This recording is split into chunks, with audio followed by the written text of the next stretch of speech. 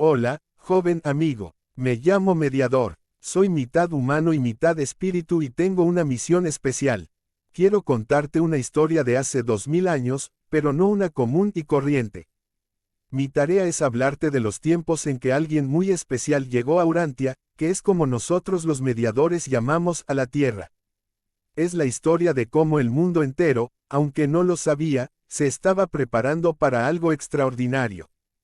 Imagina que soy como un cronista alado que lo vio todo desde arriba, y que ahora se sienta junto a tu cama para susurrarte el secreto más grande de todos los tiempos.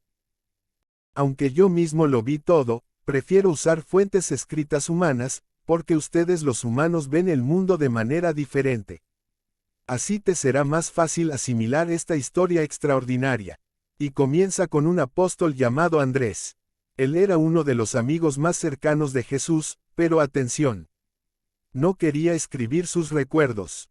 ¿Por qué? Porque su maestro nunca escribió sus enseñanzas, prefería hablarlas directamente al corazón de las personas. Esto retrasó la escritura del Evangelio, pero yo, el mediador, he recibido permiso especial para reunir todas estas historias y contártelas a ti. Para entender por qué este tiempo fue especial, tienes que imaginarte el mundo como un gran mosaico vibrante. Imagina el mundo hace 2000 años. Era un lugar lleno de aventuras. Buenos caminos conectaban tierras lejanas, y los mares eran seguros para los navegantes. Comerciantes viajaban con caravanas a través de desiertos, transportando seda, especias y hermosas telas. Un pequeño pueblo en Galilea, Nazaret, estaba justo en una encrucijada importante donde viajeros de todo el mundo se encontraban. En tiempos de Jesús, Galilea era una región dependiente del Imperio Romano. Y el Imperio Romano en esa época se sostenía sobre 3 pilares. El primer y más importante pilar era el orden romano. Los romanos eran maestros de la organización. Construyeron caminos que duraron siglos. Algunos existen hasta hoy. Limpiaron los mares de piratas, para que los barcos pudieran transportar seda, aceite y especias con seguridad. El Imperio Romano era como una gran casa con muchas habitaciones, diferentes países, pero con una sola puerta de entrada, la ley y el orden. El segundo pilar importante era la sabiduría griega. El idioma griego era como el inglés hoy, todos lo conocían. Un comerciante de Roma, un filósofo de Egipto y un marinero de España podían conversar gracias a él.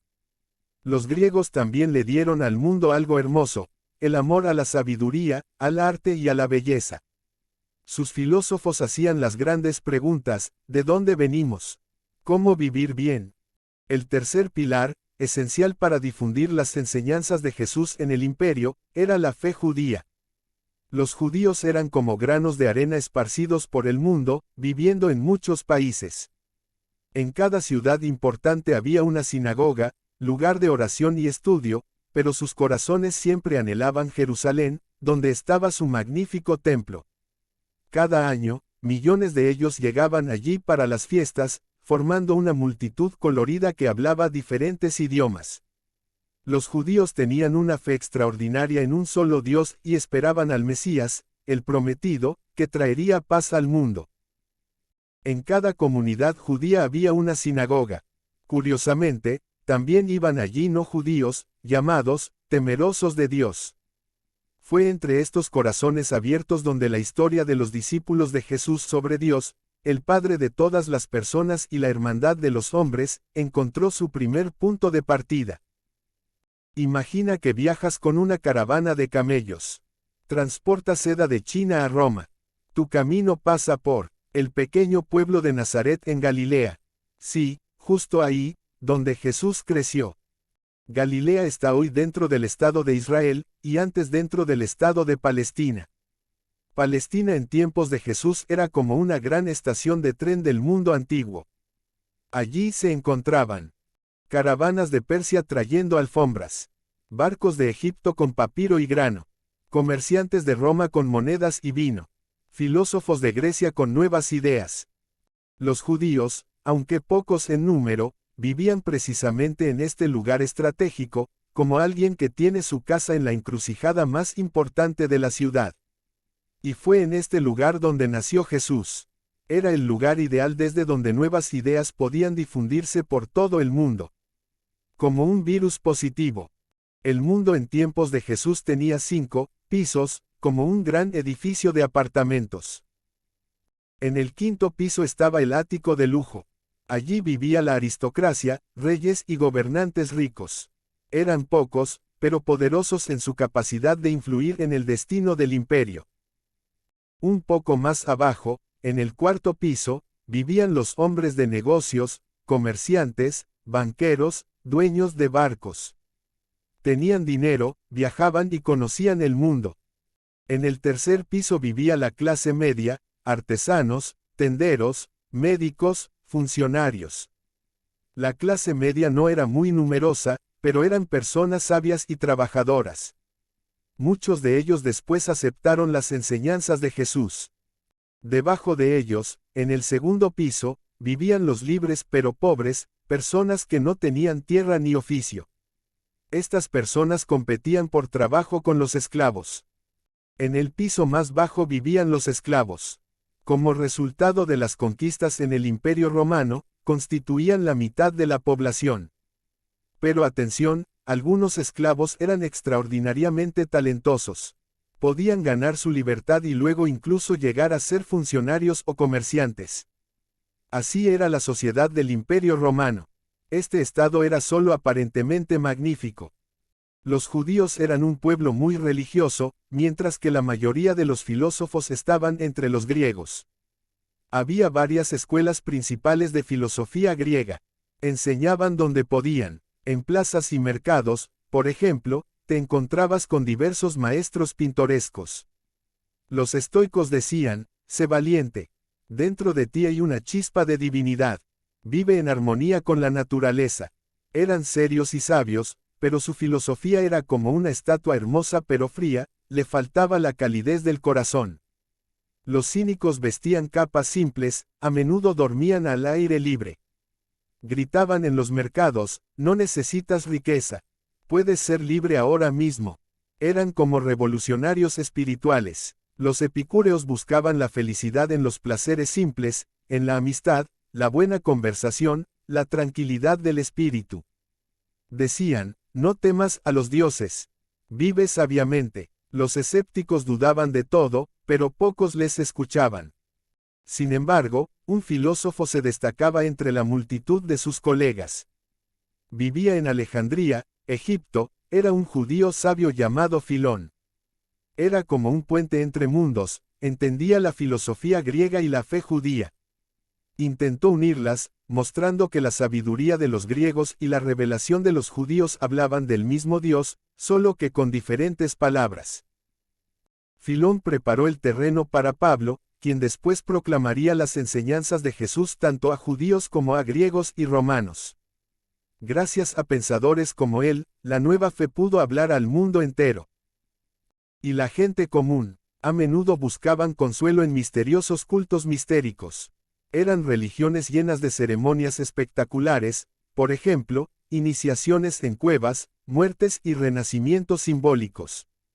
Prometían salvación y vida eterna, pero dejaban un vacío, como comer un caramelo, dulce por un momento, pero no satisface. En Palestina en tiempos de Jesús se hablaban 3 idiomas. La gente común hablaba arameo para asuntos cotidianos.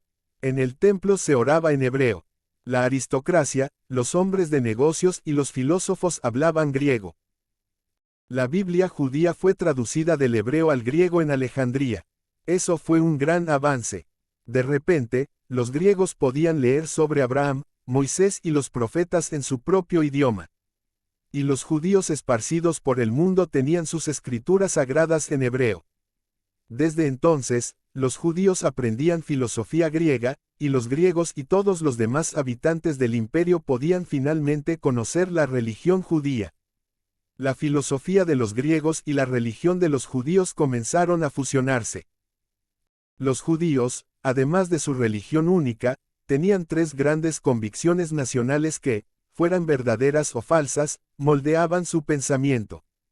Primero, creían que eran el pueblo elegido, que Dios tenía un plan especial para ellos. Segundo, creían en la venida del Mesías, un salvador político, religioso. Y tercero, creían que el templo en Jerusalén era el centro del mundo, que Dios habitaba allí. Pero algunos rabinos complicaron tanto la ley que se convirtió en una jaula con 1000 cerrojos.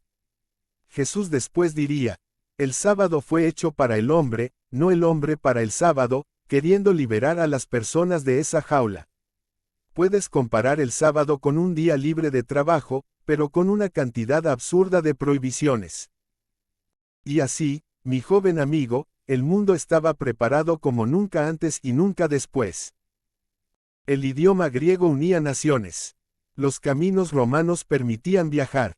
La red de sinagogas judías existía en todo el Imperio Romano.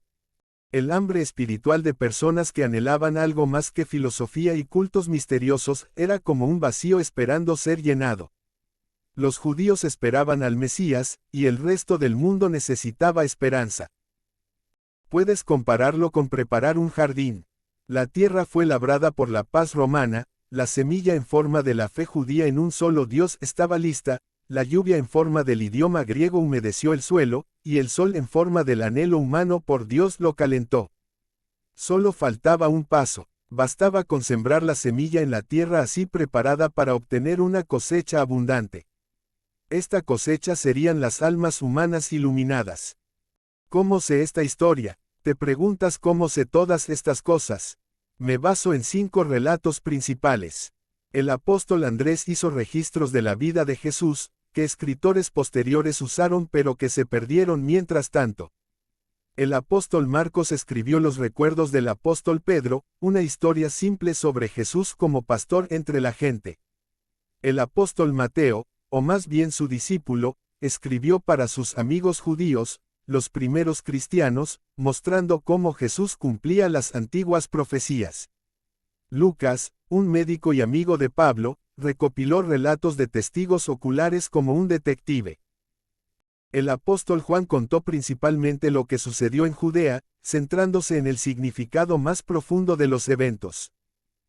Y en ese mismo momento, en la plenitud de los tiempos, en un pequeño pueblo en la encrucijada de los caminos del mundo, en una familia de carpintero, en condiciones modestas, pero en el momento más perfecto de la historia, comenzó la mayor aventura de todos los tiempos. Una aventura que cambiaría para siempre la historia de nuestro planeta. Pero esa es otra historia.